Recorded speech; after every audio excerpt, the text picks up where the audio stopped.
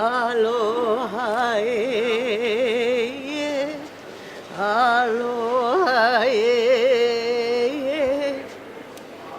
Hula molo, that means welcome to the country. May the spirits of our people be with you while you're here. Know that you people come from Hawaii, that you come in peace to this country, and you're going to be walking across our country for a little while.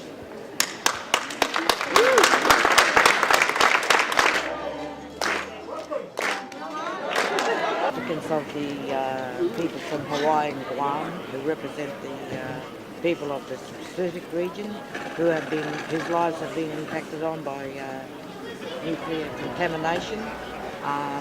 We come and support those people because we most certainly sympathise with what's happening in their homelands.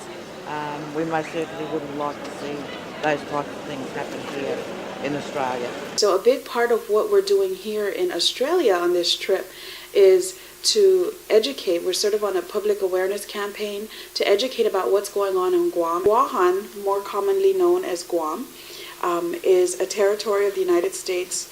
We are located in the Micronesian region of the Pacific, and within Micronesia, we're located in the Mariana Island chain. I address you on behalf of the Indigenous Chamorro people of Guam, an endangered people now being rushed toward full-blown extinction.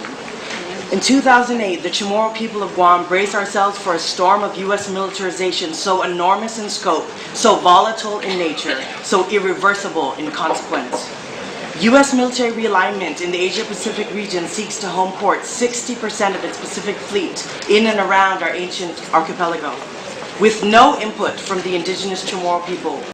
Elsewhere tonight, Kevin, Japanese media reports that the U.S. and the Japanese government will soon sign an accord over the relocation of U.S. Marines from Okinawa to Guam. About 8,000 Marines are expected to be moved from Okinawa to Guam by 2014. And in addition to the 8,000 Marines will be at least 9,000 of their dependents.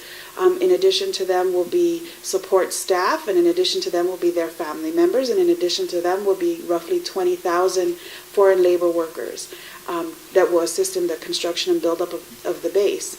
And so collectively, we're looking at an influx of about 55,000 people. Our island from tip to tip is 30 miles, and our widest point is 8 miles wide. Our narrowest just 4 miles wide.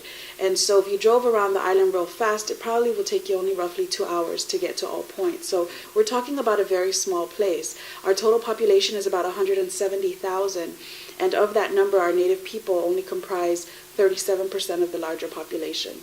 And so with this tremendous influx that we're looking at, it really puts a strain on our island. The U.S. is going to bring 3 additional nuclear submarines. And there's already 3. Yeah, and they are going to basically house 6 of its 11 Pacific Fleet nuclear craft in Guam. Guam is a 30-mile-long island, and on that 30 miles, there are 19 Superfund sites. Basically, these Superfund sites are sites designated by the United States' Environmental Protection Agency as being among the most toxic or contaminated hotspots in the entire United States.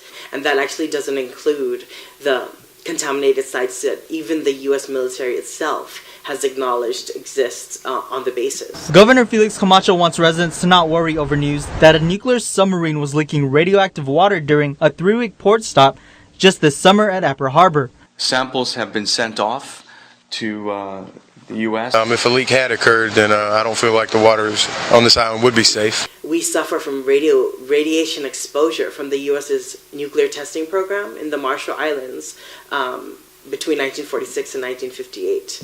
In those years, the U.S. dropped 67 nuclear weapons on the people of the Marshall Islands. Guam is only 1,200 miles west of the Marshall Islands, so we actually are directly in the downwind patterns for exposure to radiation.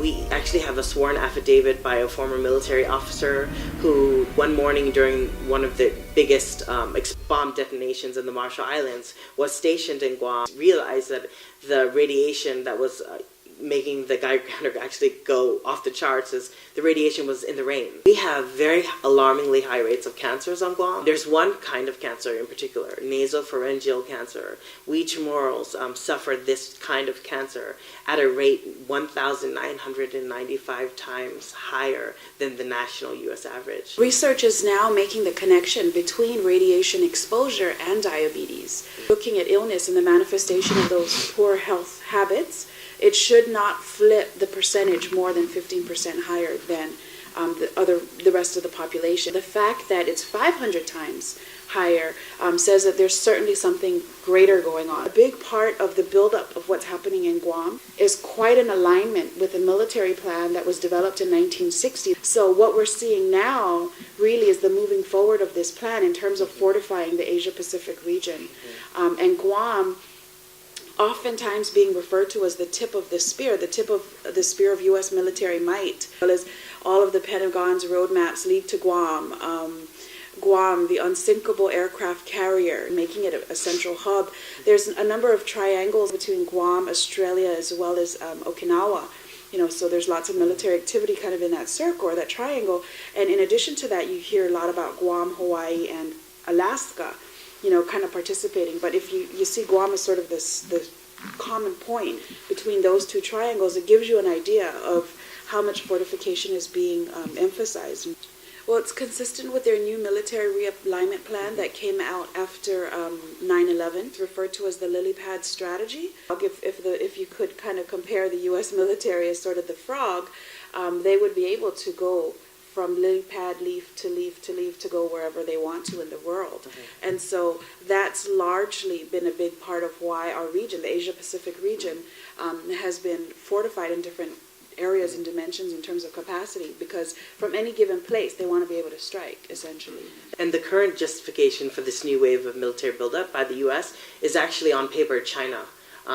The stated intention being to contain China. President O continuing his trip through Asia. Today in China, where he spoke with local politicians, the challenge Obama is facing is that the influence of the U.S. is rapidly waning. The president represents a country whose national currency, ours, happens to be in a free fall. Look, China's concerned about their economy, no question about it. They're the biggest holder of $3 trillion in U.S. debt. $800 billion worth of the economy is what China owns right now.